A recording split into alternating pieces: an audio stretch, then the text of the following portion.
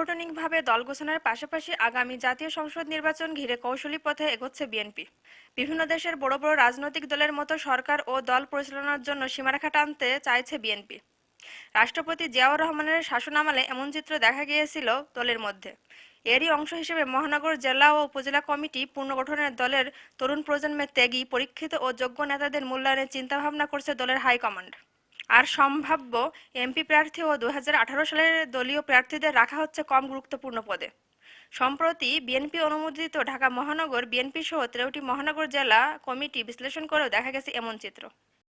31 দফার পক্ষে, আপনার দলের পক্ষে সমর্থন নেওয়ার জন্য আপনাদেরকে এখানে উপস্থিত প্রতিটা নেতাকর্মী, ডাজেন্ট ম্যাটার আপনি মূল দলের নেতাকর্মী নেতা কিনা, অথবা আপনি অঙ্গ সহযোগী সংগঠনের নেতাকর্মী কিনা, দিন শেষে আপনি বিএনপির লোক। এটাই হচ্ছে আপনার মূল পরিচয়। মায়ের পিছে যেরকম 1 টাকা 2 টাকা যেন বনবন করে ঘুরতাম, আপনাকে জনগণের পিছে বনবন বনবন বনবন করে ঘুরতে হবে আপনাকে।